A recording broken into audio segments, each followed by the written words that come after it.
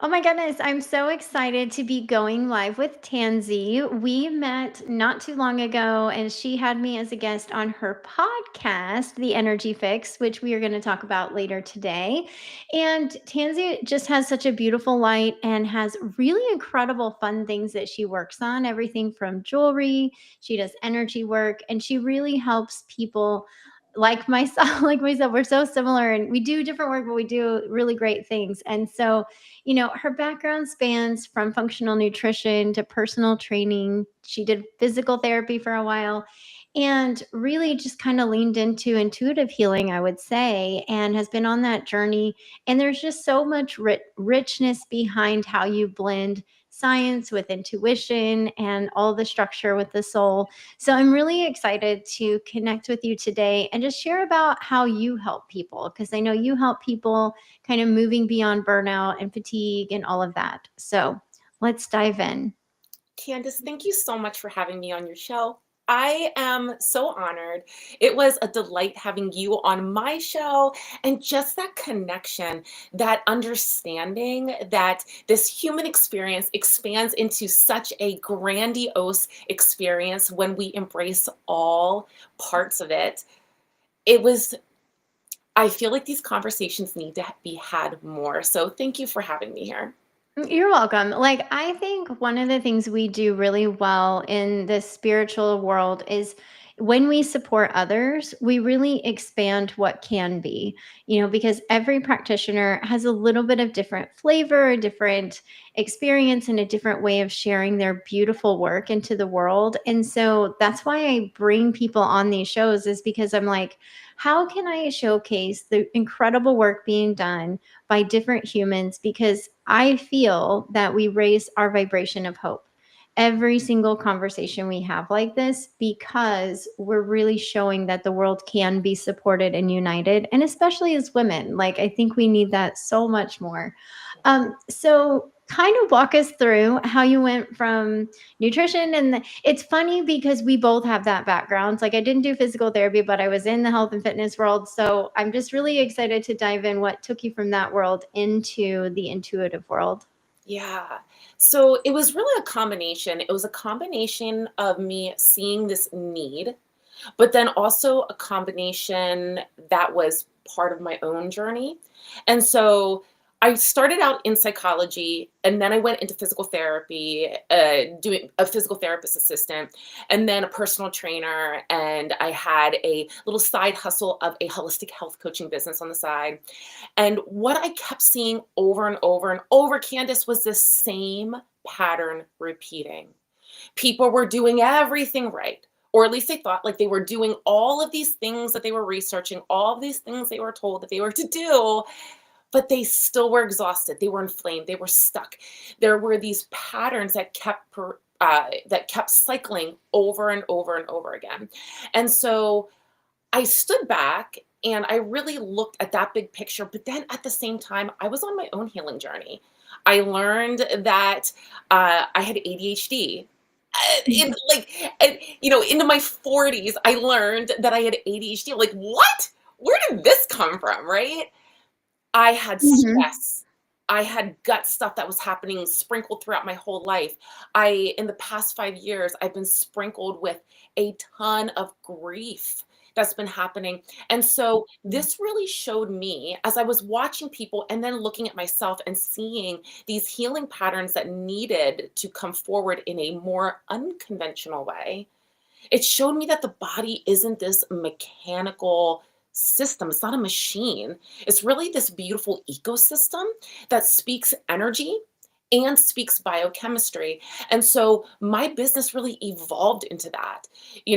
I had the physical mechanics side of the body, the nutritional therapy piece, the physical therapy, the body movement, the stress management. But then when we started to expand, I realized, oh, there's something else. And it was really funny. Now this wouldn't seem like a big deal, Candace, but at the time, it was a big deal to me.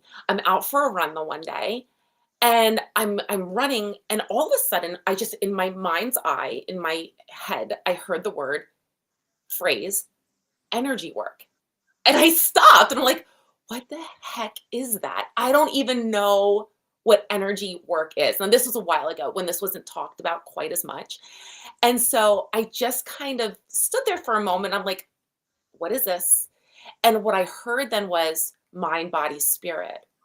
I'm like, I heard of mind, body, spirit. That's more of a common thing now. But energy work, I don't know. And so that just stuck back into the side burner of my brain.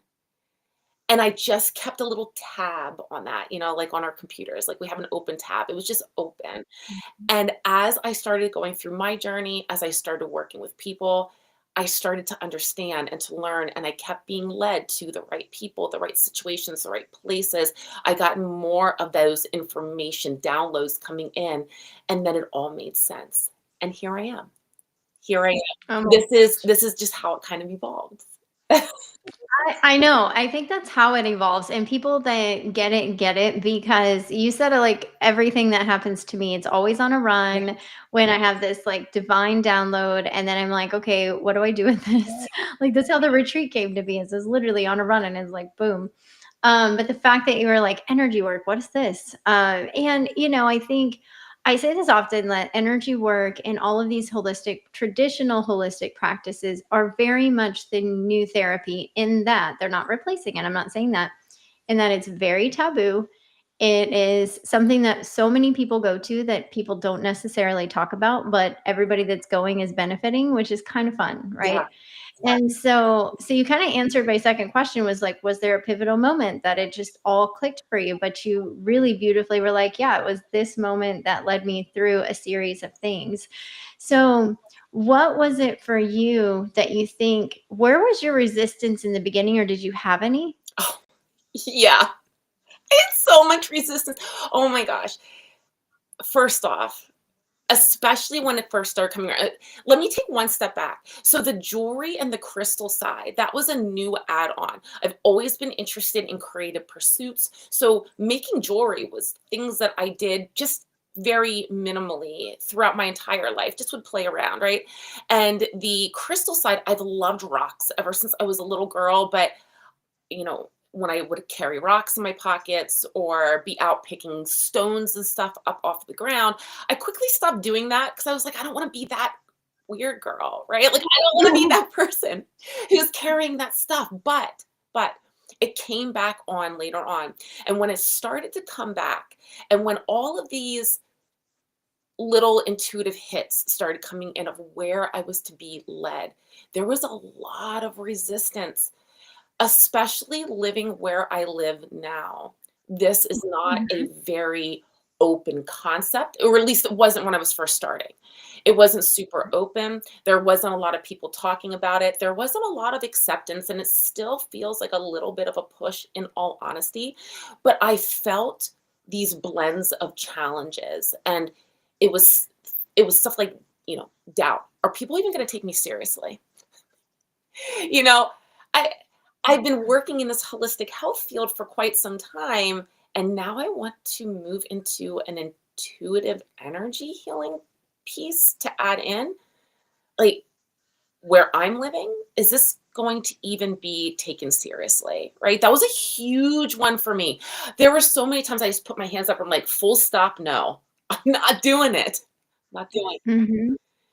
and especially being a Virgo, I am very practical. I need systems, I need organizations, but I'm also highly aware that this 3D world is merely just this perception and so much more exists outside of it. So this doubt kept creeping in as I was really trying to have this full on body experience of where I needed to go, right?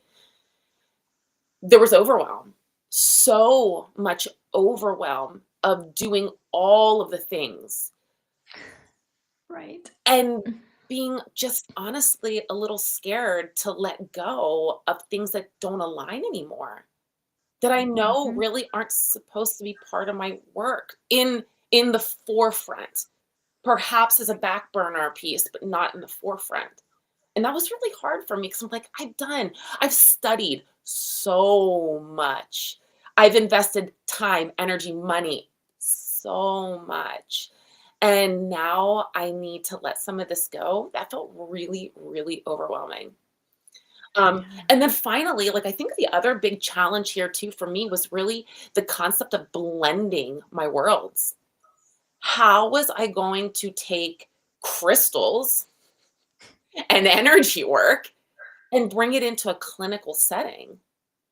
Could I? And I quickly found that, at least in the clinical settings that I was in, that was not very well accepted, or it wasn't really allowed to flourish. So I needed to break off and do my own thing, which I did. But it was just fascinating because that was a huge piece of it too. Like, I don't know how to be authentically my voice, authentically my business, authentically my path, and still be able to be in this world that I have Mhm. so much wrapped myself up into. Does that make Mhm. sense? Yeah, yeah. Well, I think you kind of hit on what a lot of us as practitioners go through in the beginning when we're trying to figure out, how do I find my place in this world that doesn't always accept or understand what they don't understand, or don't accept what they don't understand. And being able to really fully lean into what's coming through naturally is that dualistic challenge, because we want acceptance and we want comfort, and we are really just trying to do really great work. And it's a lot of demystifying things, a lot of explaining, which I think we all do a pretty decent job of, trying to just be open to explain the things, because a lot of these practices are proven by science, which is really cool for people like you and I that love to blend. They marry very well. And I think that's divine intention, right? I think that, knowing that a lot of us need the concrete to prove the esoteric or the spiritual is totally fine. Like, there's nothing wrong with it. It's actually really fun when you learn that crystals have an energy signature, and how they're formed are the reason why they vibrate at that frequency. And guess what? That frequency helps your body shift into that frequency, which is like a whole mind blowing thing when you think about it from a science perspective. And then when you feel it from just an energy perspective, you're like, oh, I get it. Yeah. Um, so I think you hit on so many things that we experienced in the beginning. I remember, when I first opened up about doing energy work, especially on professional platforms, I was like, oh, I'm just waiting on it. Are they going to take me seriously? Are they going to think I'm just like, voodoo over here? And it's that moment though that truly opens the door for people to see you, and to see that you really just care about helping the world be a better place. And so I think once people can kind of filter through a different lens of perspective, it makes it so much easier. And I love that you mentioned all that you mentioned, because it is like, when you feel called to do something different, no matter if you're doing energy work or anything, it's really challenging when you've invested time, energy, resources, financials into something, and then you're like, wait, you want me to do what? Like, I was doing this. Um, so I And think, not to mention too, I mean, people have this viewpoint of you. They have this perception. Mhm. And when you start to navigate into a different direction, people kind of look side eye sometimes like, "What are you doing?" And that in and of itself can be a little bit nerve-wracking too, you know what I mean? Yeah, yeah, absolutely. So, when you're in your practice, how is it that you're guiding clients today? Yeah, so, um my approach is very much a 360 kind of approach. I start with this viewpoint. Like, I look at the symptoms, I look at routines, stressors, food mood logs, cycle, sleep patterns. I look at everything that is the actual tangible pieces where I can see exactly what's going on and what's been happening, right? And so at that point, in this will depend on the level of comfortability that somebody is with the energy healing side. So my whole perspective when it comes to the work that I do is about making it feel doable, meeting that person where they're at, allowing them to expand in their own timeline, because I don't want to force something that doesn't feel that doesn't feel like it's in grasp for that person, because ultimately that's going to cause a shutdown. It's not going to allow that person to expand in the way that they need to expand, right? And so I like to start personally with that very physical, tangible piece where I can put a finger and say, oh, look, here, this pattern's doing this pattern's adding to this, and make it all laid out beautiful on a nice little chart, right? And then from that point, we'll start to venture into the energy side of it. I start bringing in concepts about relationships. Again, making it very doable. Like, relationships are energy. How we're interacting with people is energy. How we're exchanging our words is all energy. And so I will bring in these tangible pieces. What do your relationships look like? Where are we at with your own self love? What are you doing to allow your heart to love more, to expand more? All of these, where's your mindset sitting, right? All of these pieces, again, a little more tangible, a little bit more energetic. And we'll move into that. And then at that point, we just start to really pick one lever in each layer that starts to present forward. So if it's the body, maybe we're looking at nutrition, maybe we're looking at movement. If it's the energy side, maybe we're sitting down and we're doing some energy healing sessions, or we're putting together a crystal healing protocol. Maybe we're doing some breath work and trying to expand that energy field, right? Um, and then also the mindset piece. So the beliefs, the rituals, and just really sitting with 1 to 3 actions max per week and allowing that person to integrate. Because my belief is, somebody can come to me, they can get all of the right foods and actions and energy healing techniques, whatever it is, but if they're not building those little micro rituals that can be tucked into real life, nothing's actually going to stick.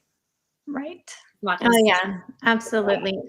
Yeah. I feel like, that's the common misconception about a lot of this work is that it's kind of like a one and done, or that you don't have a protocol or program that follows, because the integration period is so much just as important as the actual energy side of things. So I'm glad that you mentioned that, because it's like we're walking you through a whole series of changes, and it sounds like you really dive into, again, where the body is physically, and then where the client is emotionally and spiritually, which is a great combination, because we know that experiences create all of these different diseases and everything that we see. Now, not to say that our environment isn't causing some of it right now, so we won't go down that route, but Right. Well, and that's the thing too. I mean, it's really about what's presenting on the forefront. So I know you and I've had different conversations, and we've talked about this intuitive piece and bringing that into the work that we do. And so that's a big piece of the work that I involve myself in, is that intuitive side. You know, Mhm. if somebody's coming to me and I'm intuitively feeling, and they're open to it, I'm Mhm. intuitively feeling like they need, maybe they're an empath, maybe they feel they're highly sensitive, they pick up a lot of energy from other people, right? If that's the case, then they may need to start with an energy healing session just to get that gunk away, to get the to get the pipes unclogged, as I say, right? Yeah. So that things can start flowing, and then we'll come in and say, okay, so what kind of boundaries are you setting? What do your relationships look like? How are you taking care of your own body? Yeah. And now bringing in those other pieces. So again, it's about using, for me, it's about using that intuitive piece to allow the story to unfold, so that it's not so cookie cutter and standard and protocolish. Like, protocols are great, but honestly, like, I kinda hate that word, because I feel like I'm just constantly getting those little hits. I'm like, "No, I wanna do this, and this person needs this." So, yeah. Right. Well, and that kind of leads into what I was was going to say next, is that, you always emphasize that your needs are unique, and, you really practice this beyond all areas of when you're working with clients. And so, when you talk about going beyond food and exercise, what are some of those strategies that you provide clients that kind of honors their uniqueness. So can you give us an example or anything? Yeah. Um, hmm. An example, you mean from a client themselves? Yeah, yeah, that would be great. Yeah. So I had a woman come to me. I've been working with her now pretty continuously. She actually came to me specifically for the energy healing part. She came to me because it felt like people in her office would lash out at her. It felt like she was being put down. It felt like people were becoming more rude and nasty. But this never seemed to happen to her before. Like this was all new. And she came to me and said, I don't understand. Like it feels like it is this this ball of energy that's just coming forward and pummeling me, right? And so it was interesting because, like I said, she came to me for energy work in the first place. Mhm. But with my energy healing sessions, we kind of do a little coaching at the end, and I bring all of these other pieces into it. So, anyway, in her energy healing sessions, I really felt this need, number one, for some cord cutting. So we worked on that because she was highly empathic. We needed to cut a lot of cords. Her nervous system needed some support. Um, I found that her voice needed more expression from the heart, not just from logic. She was a very logical brain. She needed to set more boundaries, more self care, nutrition to help support her overall nervous system, right? And so when I talk about the uniqueness and really bringing in, stepping outside of these protocols, as her and I sat and talked and we reflected from her session and we went through the quote unquote coaching aspect of it, I started to give her different, number one, crystals for her to help with, Mhm. to help her with the concepts that came through during her session. She was open to that, so that felt okay for me. Um, we talked about tourmaline for protection, grounding. We talked about some self-loving crystals that could help support for just her own personal heart opening and self-love. But also then we talked about some journaling. What were some prompts? How could she start changing her mindset, shifting how she was viewing and perceiving the world around her so she could shift her energy? How could she verbalize some of these boundaries that needed to be set? And then we started talking about the nutrients that she needed. Like, for example, for her, she needed water so badly because number one, her body just felt very dehydrated when I was in her Mhm. energy field, but also water helps to increase the body's process of detoxing Yeah. and also to getting rid of the energetic junk.